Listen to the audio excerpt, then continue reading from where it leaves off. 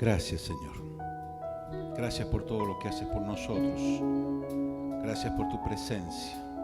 Gracias por tu palabra. Gracias por tu pueblo, Señor. Bendícenos en esta hora. En el nombre de Jesús. Amén. Amén. Sírvase a tomar asiento. Muchas gracias. Muchas gracias. Dios les bendiga.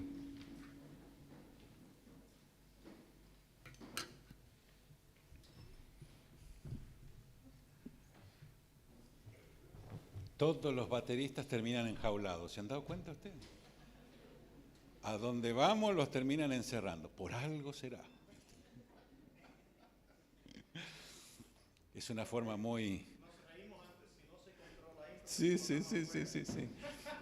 La próxima es tocar desde afuera con la ventana abierta, ¿no? He tenido la oportunidad y el privilegio de predicar en varios lugares, en varios países. Y algunos estaban los músicos aquí, otros estaban como en una isla aparte, y el lugar más raro era en una bandeja arriba. El que dirigía y cantaba era el único que estaba al frente, y los músicos allá arriba, y me pareció una cosa muy, muy rara. Y después, por una cuestión de ingeniería de sonido, rebote en los lugares, empezaron a usar estas jaulitas que realmente son muy útiles. Y si pudiésemos medir la calidad de sonido, les puedo asegurar que el sonido hoy ha estado espectacular, ¿no? Así que gracias al Señor porque seguimos avanzando. Pero no vinimos a hablar de música, ¿verdad? Venimos a hablar de otro tema. Les ruego que busquen en sus Biblias, por favor, Marcos 11, del 1 al 11. Marcos 11, del 1 al 11, donde se relata la entrada triunfal a Jerusalén, como decía el pastor. Hoy es Domingo de Ramos, ¿no? ¿Hay algún Ramos aquí? ¿No? ¿De apellido? ¿No? Es un apellido medio argentino, así que no hay posibilidad mucha de que haya alguno, ¿no? Siempre hacemos el mismo chiste: Ramos, gracias por tu día, le regalamos algún chocolate y seguimos, ¿no? Lo que quiere este pasaje, en definitiva, es mostrar la impresión que Jesús causaba en las multitudes. Después esta misma multitud es la que va a pedir que lo crucifiquen. Pero hay un montón de razones y un montón de gente que está siguiendo a Jesús que conforma esa multitud que vamos a ir viendo en el desarrollo del mensaje. Leemos. Cuando se acercaban a Jerusalén, junto a Betfagé y a Betania, frente al monte de los Olivos, Jesús envió a 2 de sus discípulos y les dijo: id a la aldea que está enfrente de vosotros, y luego que entréis en ella hallaréis un pollino atado, en el cual ningún hombre ha montado, desatadlo y traedlo. Si alguien os dijere: ¿por qué hacéis esto?, decid que el Señor lo necesita y que luego lo devolverá. Fueron y hallaron el pollino atado fuera de la puerta, en el recodo del camino, y lo desataron. Y uno de los que estaban allí les dijeron: ¿qué hacéis desatando el pollino? Ellos entonces le dijeron como Jesús había mandado, y los dejaron. Trajeron el pollino a Jesús, echaron sobre él sus mantos, y se sentó sobre él. También muchos tendían sus mantos por el camino, y otros cortaban ramas de los árboles y las tendían por el camino. Y los que iban delante y los que iban detrás daban voces diciendo: Hosana, bendito el que viene en el nombre del Señor. Bendito el reino de nuestro padre David que viene, hosana en las alturas. Y entró Jesús en Jerusalén y en el templo, y habiendo mirado alrededor todas las cosas como ya anochecía, se fue a Betania con los 12. Este es uno de los pasajes más conocidos. Marcos es el que da detalles interesantes. Lucas es más el investigador del tema. La cuestión es que donde estaba Jesús siempre había una multitud. Siempre. El tema era que en esa época no se podía juntar la multitud. Sin embargo, era tanta la gente que no alcanzaban los soldados para contener la multitud. Había una orden del comando romano que no se podían juntar mucha gente porque los romanos tenían miedo de que se armara alguna sedición, algún levante, algo revolucionario en contra de ellos, como ya había pasado antes. Entonces, que hubiese una multitud ya es una cosa extraña. Y para que los romanos no hicieran ningún lío, tiene que haber sido una gran multitud. Jerusalén tenía solamente 3 legiones ahí cuidando la gente. Si se juntan 20, 30.000 personas, la legión quedaba muy poquitos. Entonces por eso los soldados se mezclaban entre la multitud para escuchar lo que Jesús hablaba y para escuchar lo que la gente hablaba, para evitar que alguien empezara a pensar alguna cosa loca para hacer alguna otra cosa. Si retomamos cualquiera de los evangelios, por ejemplo, Mateo, ya en el capítulo 4 empieza a decir que viene gente de todos lados. En Mateo 15, en el 13, en el Lucas 8, Juan 12, 14, todos los capítulos empiezan diciendo y venía una multitud de aquí, una multitud de allá y todo. ¿Qué clase de gente sigue a Jesús?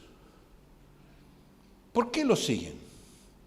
¿Qué clase de gente es la que hoy está pensando en Dios? ¿Qué clase de gente es la que sale a ver a ese Jesús? Hay de todo un poco, de todo un poco. Ustedes van a ver varios ahí en el bosquejo, pero quiero centrarme en algunas cosas muy, muy interesantes. Como mínimo, dicen los que calculan, que por lo menos 20.000 hombres, sin contar las mujeres y los niños, seguían permanentemente a Jesús. En esa época los niños no se contaban y las mujeres menos. Entonces, cuando dice alimentación de los 5.000, es mucho más de 5.000, porque están las mujeres de los que habían sido casados y están la multitud de niños que siempre había 4 o 5 en cada casa, ¿verdad? Así que era mucho más que 5.000 personas. Y hizo varias veces eso. Están registrados 2 veces en el Evangelio, pero es muy probable porque era una costumbre de Jesús alimentar a la multitud. Lo dice y lo deja implícito en varios pasajes. ¿Qué gente sigue a Jesús? Si pudiésemos particionar los grupos, encontramos gente muy, pero muy interesante. El primer grupo que sigue a Jesús es gente con sed de Dios. Con sed de Dios. Ellos van al templo, cumplen con su religión para sacarse la carga del pecado y la carga de la conciencia, llevan el animalito que corresponde para hacer el sacrificio y se paran ahí frente al sacerdote. El sacerdote mata el animalito de una cierta manera para cada animal diferente, pone las brasas adentro del cuerpo del animal para quemarlo de adentro, lo abre, lo cubre con brasas hasta que se quema completamente y la familia ahí recibiendo que ese humo era en la presencia de Dios lo que quitaba el pecado. Pero muchas personas aún después de hacer ese sacrificio y una vez que el sacerdote oraba por ellos y los declaraba limpios de ese pecado por el cual habían traído el sacrificio, yo me imagino que algo en sus corazones no les alcanzaba. No puede ser que sea simplemente quemar un animalito. Tiene que haber algo más en la relación con Dios.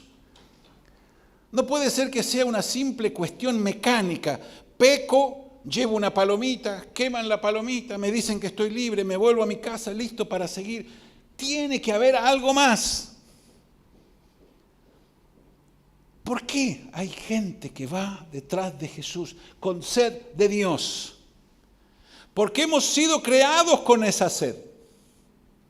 Hemos sido creados con ese espacio en el alma, en el corazón, que solamente la presencia de Dios llena. Y mientras Jesús no llene ese espacio, tenemos esperanza para los nuestros que están lejos, para los que amamos que están lejos, que todavía no entienden. Porque sí o sí, ese espacio llama a Dios a los gritos. Quien dice que no cree, que no quiere creer, yo le puedo asegurar que en el interior tiene una lucha con sí mismo porque necesita creer. Porque creer da sentido a la vida. Entonces yo me imagino que había mucha gente que no estaba conforme con quemar un pajarito. que de vuelta a la casa con su conciencia limpia, de acuerdo a la religión, tal vez celebrando otra oportunidad, muchos de ellos sentían el vacío aquí adentro. El mismo que sentimos nosotros. Si tuviésemos tiempo de preguntarle uno por uno, yo le puedo asegurar que el 95% de los que están aquí dirían porque tenía un vacío en mi corazón. ¿Quién sintió ese vacío alguna vez? Levante la mano. Pero levántela alto porque quiero verlos a todos y alegrarme de que Dios se llenó tu vacío. Gloria al Señor. ¿Qué le parece si le da un aplauso grande al Señor ese que llenó tu vacío? Ese es el Dios. Y hay un grupo honesto detrás de Jesús. Pero también hoy hay un grupo honesto detrás de Jesús. Que siente ese mismo vacío y que sabe que hay algo más. Que tiene que haber algo más. Que la religión fría y vacía no lo termina de llenar. Y ese es el peligro que tenemos a veces en nuestras propias iglesias. Creer que esa mecánica de lo que hacemos es parte de la salvación. Lo que hacemos es fruto de lo que somos, pero no es lo que somos. Yo soy un hijo de Dios, que tengo una relación con Él. Y porque le amo, y porque obedezco su palabra, y porque me siento identificado con el entorno en el que estoy, entonces hago. Pero no valgo por lo que hago, valgo por lo que soy. Porque Él llena mi ser. Él es aquí lo que yo quiero. Él me permite a mí crecer en mí. Me permite dejar mi pasado, me permite dejar lo que era. Y cada vez soy más como Él.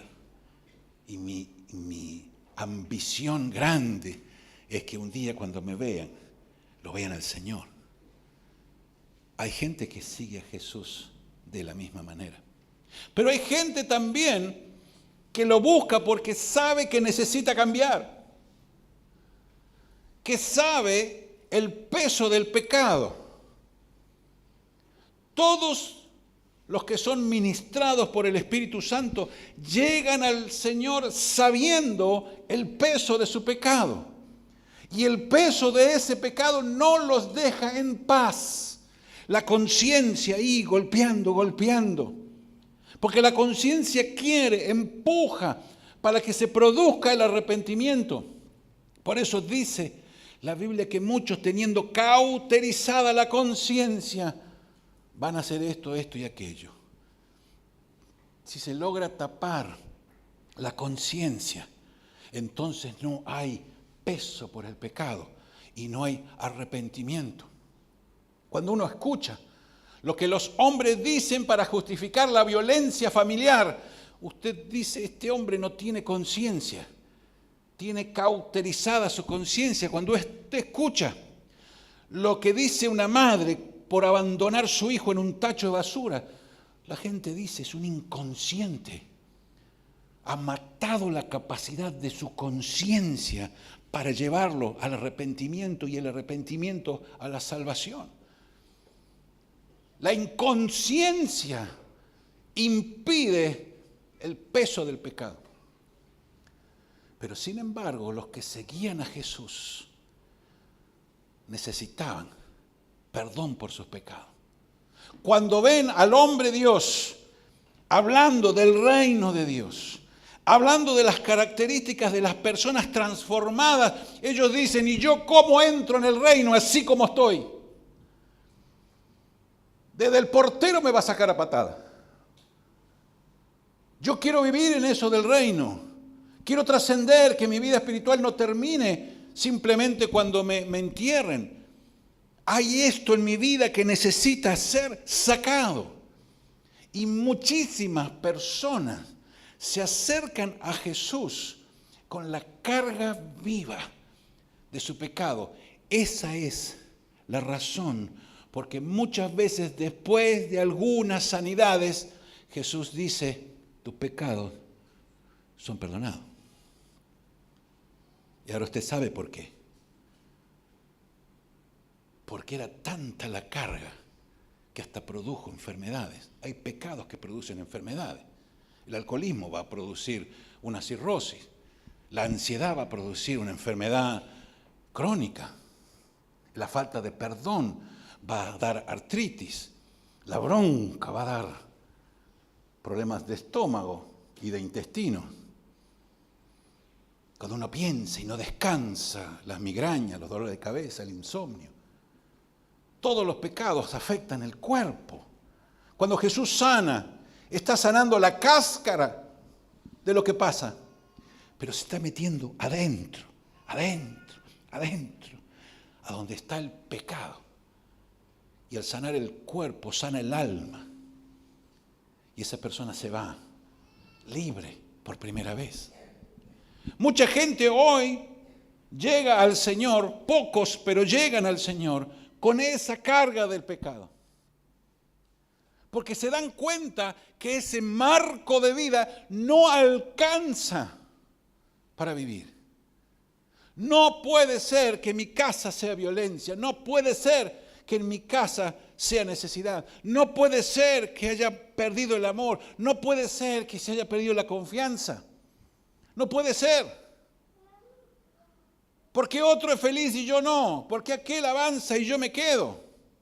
Hay algo en el corazón del hombre que aún hoy día lo sigue empujando para venir a Jesús. Gloria a Dios por eso. Gloria a Dios por eso. Y tenemos que orar más como pueblo de Dios, para que el Espíritu Santo siga trabajando en las conciencias. ¿Sabe qué hace el Espíritu Santo? Agarra la cascarita.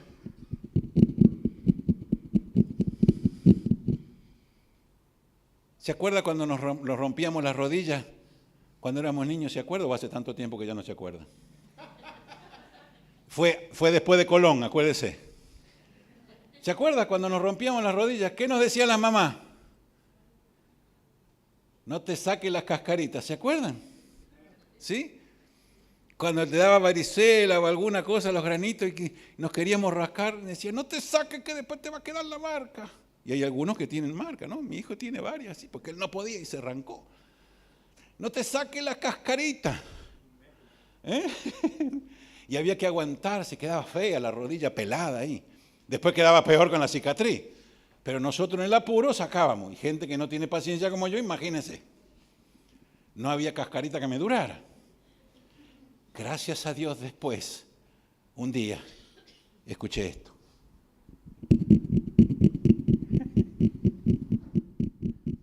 ¿Lo escuchaste alguna vez? ¿En tu corazón, en tu mente, en tu conciencia? ¿Lo escuchaste?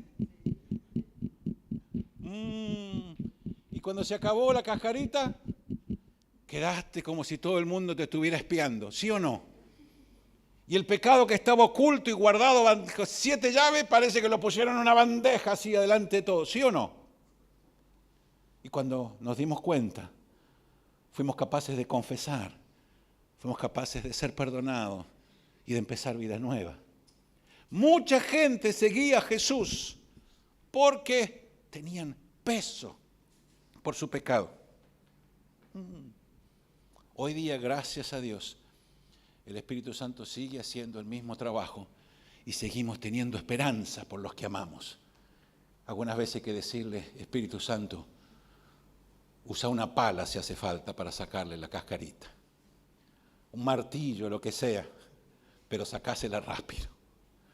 Porque queremos ver lo nuevo, viviendo en el reino de Dios. Había gente que seguía a Jesús que necesitaba un milagro sí o sí. Porque la circunstancia le había hecho perder de vista que eran amados de Dios, que eran el pueblo de Dios. Cuando está ese diálogo de Jesús con los enfermos, siempre hay una desazón, siempre hay una mala onda, siempre hay un bajo los brazos. Cuando va al estanque y lo ve al paralítico, y no tengo quien me lleve. Cada vez que el ángel viene y mueve el agua, de acuerdo a la tradición, el primero que se mete se sana, pero yo no. No tengo quien me ayude. La mujer dijo, gasté todo lo que tenía en médicos. Y fue peor, dice, la que tenía el flujo de sangre. Los desesperados cuando habían muerto algún ser querido que iban a buscar a Jesús. Gente que quería una intervención directa de Dios, porque si no se les iba la vida de las manos o la vida de sus seres queridos. Y todos fueron atendidos. Sus hijos sanados, sus cuerpos sanados, algunos hijos resucitados, otros fuera del ambiente. La intervención de Dios siempre hace un paréntesis en la realidad. Milagro es la contraria a la naturaleza, la acción contraria a lo natural. Cuando Dios ejerce, nosotros le llamamos milagro. Alguien que tiene cáncer, la naturaleza dice que se van a reproducir esas células cancerosas hasta que invadan todo el cuerpo donde están alojados y lo maten. El milagro es que esas células empiezan a revertir, se coman ellas mismas o se sequen y desaparezcan. Una acción contraria a lo que es natural. Y todos los milagros de Jesús son contra la naturaleza. La intervención directa de Dios. Mucha gente se acercó a Jesús esperando una intervención directa. Y hoy en día hay mucha gente que necesita, igual que en ese tiempo, una intervención directa de Dios. ¿Cuántos hay que han probado y no han podido salir? ¿Cuántos hay que dicen en una de esas, si corrijo esto y corrijo aquello, entonces el camino está más libre y veo la luz al final del camino? Y sin embargo, no pasa nada. Porque aún hoy el hombre necesita una acción directa de Dios. Hoy en día, más que nunca, el mundo necesita una acción clara, de una intervención clara de parte de Dios. Por eso no podemos dejar de orar por los enfermos. Por eso no podemos dejar de tomar testimonio en las células o en los cultos, donde sea, donde la gente cuente la acción directa de Dios. Porque el mundo necesita hoy ver que todavía Dios está, de que Dios existe, de que no ha quedado relegado a un templo, relegado a un domingo, a un día de la semana. La acción directa de Dios nos permite decirle a las personas, ahí está Dios. ¿Lo viste? Y todas las veces que Dios obra, esa acción milagrosa no solo afecta a la persona que recibe, sino a todo su entorno. Entonces la persona que recibe el milagro comparte con su casa, con su esposa, sus hijos, su familia, sus amigos, sus parientes. Y cuando quiere acordar en una multitud alrededor de algo que pasó. En ese tiempo, la enfermedad, la pobreza y todo lo demás atentaba contra seguir creyendo. En este tiempo pasa exactamente lo mismo. Donde dejemos de pensar en lo sobrenatural de Dios, lo vamos a encerrar en una caja, en un rito, en una forma. Y Dios no opera en ritos, en formas, en una caja, porque Él es Dios. Cuando usted no ore por algo sobrenatural en su vida, le está diciendo a Dios, yo no creo que puedas hacer algo sobrenatural en mi vida. Yo creo que solamente estás en este plano, en el que tengo que llenar la panza, en el que tengo que llenar mi billetera, en el que tengo que pagar mis cuentas, en el que tengo que tener para mis remedios y nada más. Pero los primeros cristianos vivían sobrenaturalmente.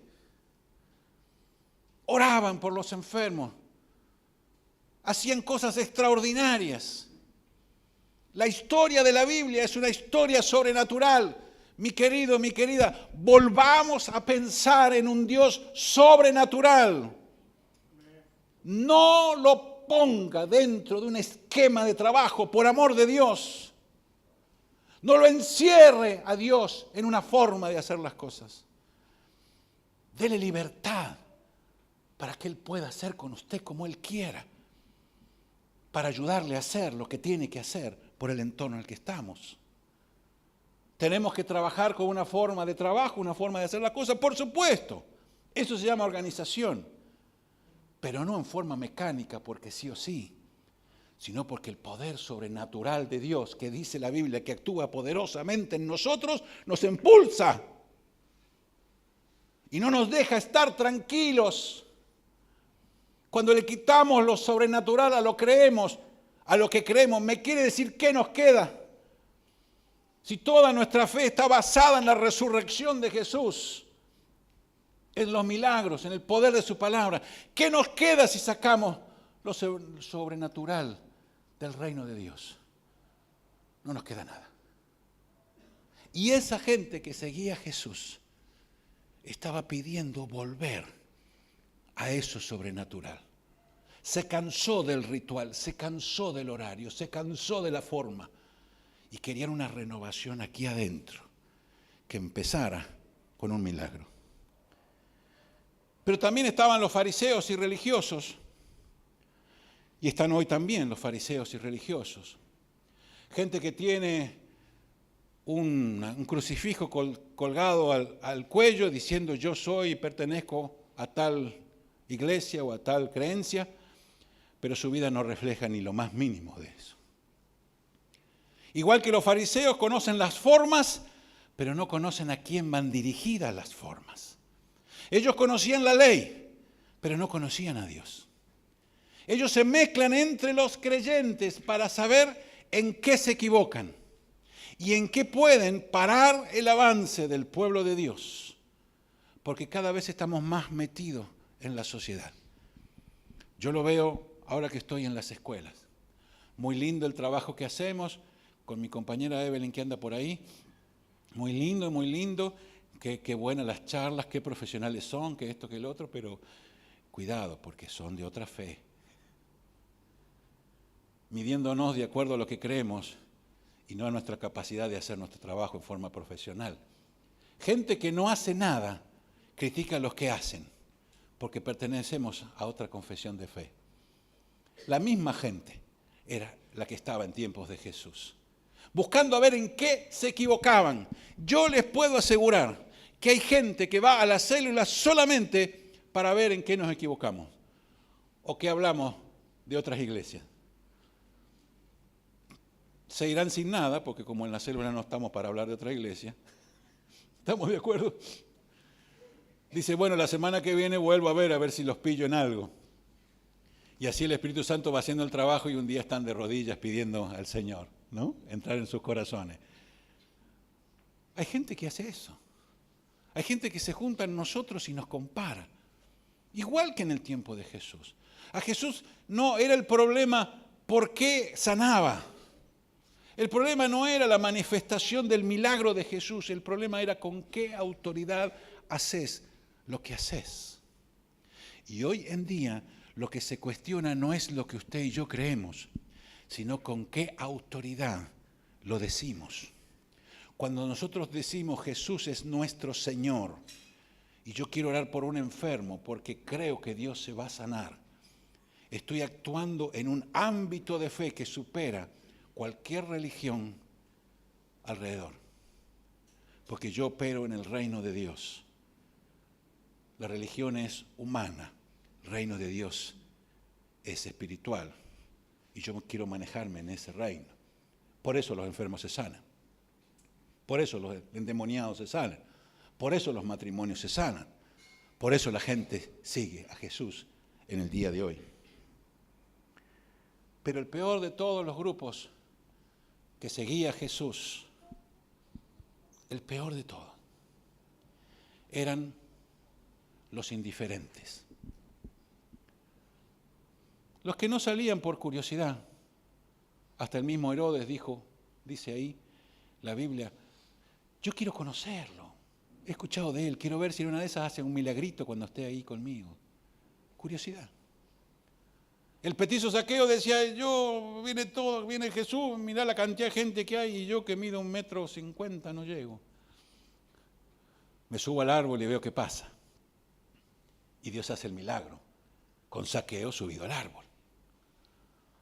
Ni siquiera eso. El peor grupo, quiero decir, que seguía a Jesús, eran los indiferentes. Las que no tenían hambre de Dios, los que no querían un milagro, los que no les importaba ese maestro nuevo, no era el primero que se había levantado, no era el primer profeta que vino, no es el primer revolucionario, no es el primer sanador, no es el primero que enseña algo distinto, no es el primero. Qué terrible que hoy en día tenemos el mismo grupo de gente. Los indiferentes, los que todo les da lo mismo, los que no se juegan por nada, los que escuchan, cumplen, pero salen aún de los cultos, tal cual como entraron. Gente que parece que la predicación o la música le dura lo que tarda en entrar por una oreja y salir por la otra. Gente que tiene desconectada su cabeza y su corazón. Gente que tiene desconectada su corazón y su conciencia. Gente que tiene desconectada su conciencia de su alma y no la ve. Fíjense que cuando uno dice qué es lo contrario al amor, mucha gente es capaz de decir el odio. Y sin embargo no. Exactamente lo contrario a amor es indiferencia. Haga una lista de lo que es el amor, haga una lista de lo que es la indiferencia y va a ver que es lo opuesto. Odio es algo muy importante para poder ser lo contrario de amor. La indiferencia cancela el amor. La indiferencia cancela los esfuerzos del otro.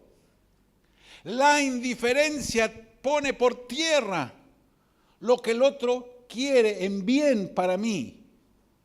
La indiferencia borra todos los intentos de mejora, de apoyo, de ayuda. La indiferencia va matando la curiosidad de saber por qué. Ponga eso en su casa, en su familia, en su matrimonio y va a entender el concepto en plenitud. Hoy en día el indiferente es una persona que vive de acuerdo al mundo, de acuerdo a las circunstancias, acomodando su vida a que pasarla lo mejor que se puede, pero sin trascendencia, porque no ha abierto las puertas para su necesidad. Cuando se da cuenta de que es indiferente, cuando le mostramos las acciones y los resultados de ser indiferente, entonces se da cuenta que como aquel grupo hay algo más de Dios que él necesita. Y cuando el indiferente se da cuenta, entonces necesita un milagro de Dios en su vida y empieza a buscarlo. Y cuando el indiferente se da cuenta de que lo único que hizo fue cuestionar, se arrepiente igual que se arrepentían los fariseos y los sacerdotes en el tiempo de Jesús. Entonces, fíjese cómo podemos ser parte de cualquiera de los grupos que seguían a Jesús y que siguen hoy, simplemente si le dejáramos a nuestro corazón sentir. El mal que tiene la iglesia de hoy no es la falta de compromiso. No es los resultados en números. No es la falla de programas o de programación o lo que fuese. La falla de la iglesia de hoy es la indiferencia. Mi hermano, usted y yo podemos romper con todo eso. Podemos romper hoy mismo y decir, Señor, yo no me quiero conformar. He probado. Qué bonito ese muchacho. Lindo muchacho. ¿Me lo pueden presentar después? Está ocupado, ya la señora dijo, es mío. Así que no se hagan ilusiones las que son solteras. Mi querido, hoy podemos decir, necesito más de Dios. He probado y quiero más. ¿Sí? ¿Quién hoy necesita un milagro en su vida? ¿Ninguno? Allá hay uno. Bueno, todos son para vos, porque vos te animaste. Ustedes demás se perdieron todos un milagro. Ahora Dios le cambió el nombre y se lo puso el nombre de ella. Porque la fe actúa así. Cuando usted vaya al cielo, aparte de mostrarle la piecita que le toca, le van a mostrar un enorme galpón que dice, ahí están todas las bendiciones que no me pediste. ¿Quién necesita un milagro en su vida? No hay sonso que dure 100 años, ¿no? Aquí hay uno que quiere, mira. Los pastores recibimos más, así que pónganse en la fila. ¿Estamos de acuerdo? Mi querido, es tan fácil volver a sentir esa presencia. ¿No la anhela usted? ¿No quiere orar y que se ilumine la pieza ahí? Benny Hinn dice en uno de los libros, yo oraba, y cuando oraba mi pieza temblaba, y no me animaba a abrir los ojos. Otro predicador dice, yo estaba orando y mi pieza se iluminó, y sentí que alguien se sentó en mi cama, pero yo estaba orando con los ojos cerrados, muerto de miedo.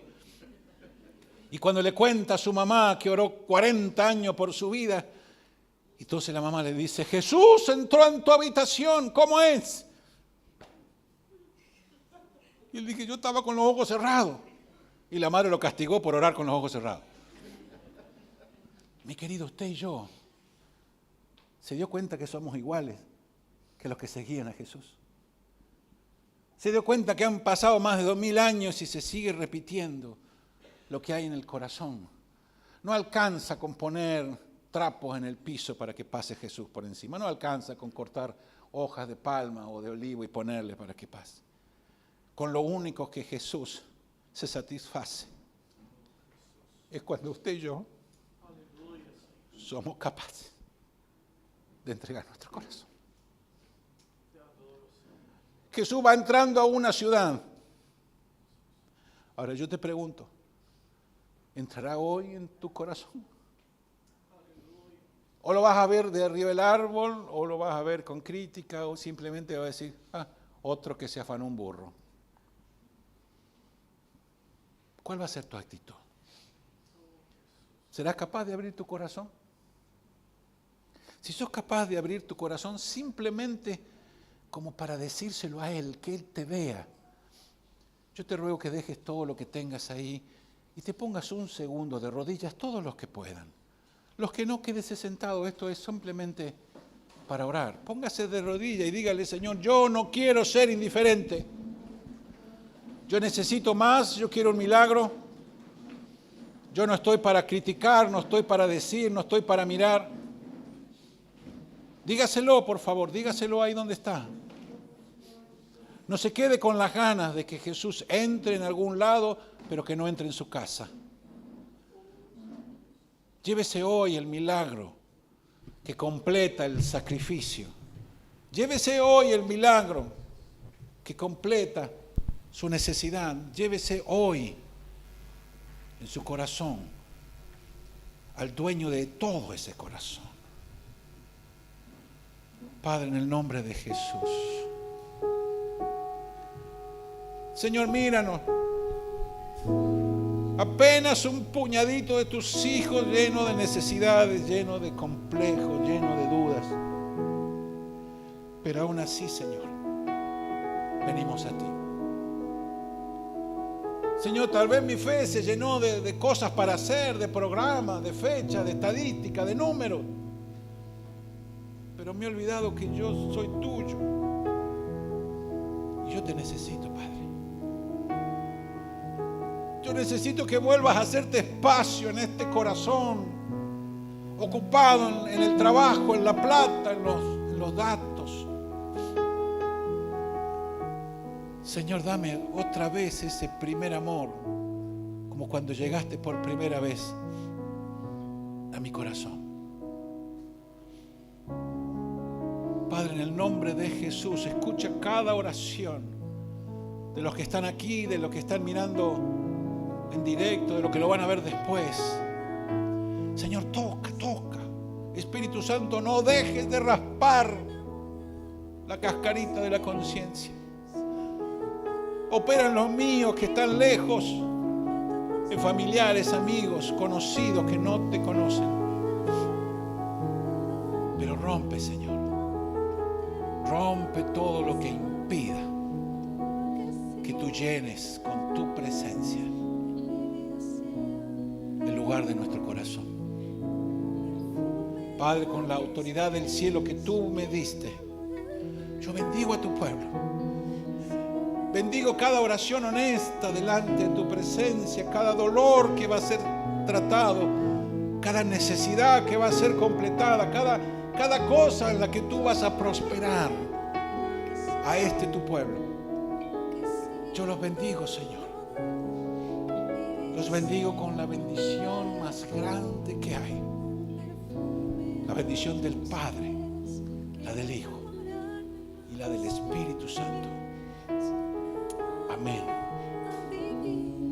y amén.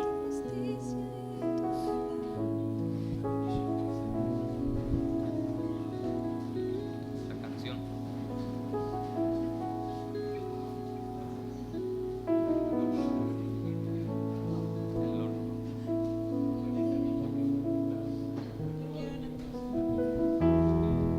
Enamorarme más de ti, enséñame a amarte y a vivir conforme a tu justicia y tu verdad. Con mi vida quiero adorar, con todo lo que tengo y lo que soy, todo lo que he sido te lo doy. Que mi vida sea para ti como un perfume a tus pies. Yo quiero enamorarme más de ti, enséñame a amarte y a vivir conforme a tu justicia y tu verdad. Con mi vida quiero adorar, con todo lo que tengo y lo que soy, todo lo que he sido te lo doy.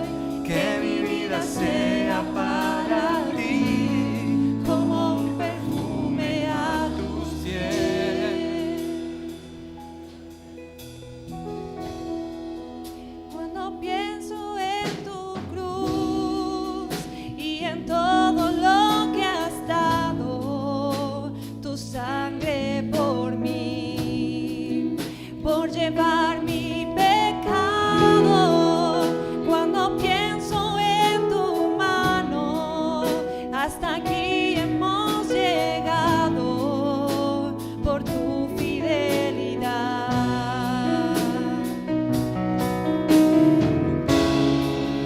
No me quiero conformar.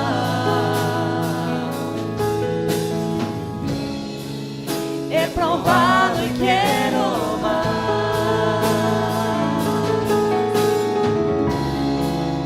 No me quiero conformar.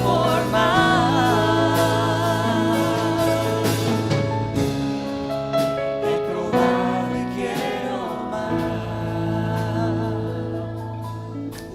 Póngale la mano en el hombro al que tiene ahí cerca.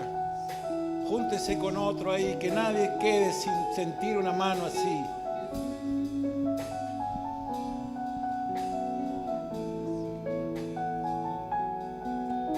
Somos un pueblo de vencedores, porque llevamos la victoria del Señor. No la victoria en los grandes sucesos de allá afuera, la victoria que se hizo aquí.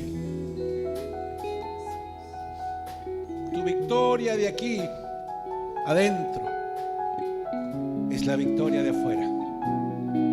Solamente la victoria de tu corazón, en tu corazón, operando tremendamente, como dice la Escritura, será la victoria de afuera. Porque Dios va a conquistar el mundo para ti. Ya lo hizo, pero quiere conquistar tu corazón y darte las llaves de ese mundo. Jesús dijo: en el mundo tendrán aflicción, pero confía, yo he vencido al mundo. Oramos. Padre, en el nombre de Jesús, recibimos tu palabra y te rogamos que quede sellada en nuestros corazones. Bendícenos con bendición grande. Capacítanos esta semana para hacer todo lo que nos has dado. Danos fuerzas sobrenaturales para disfrutar tu victoria. En el nombre precioso de Jesús. Amén y amén.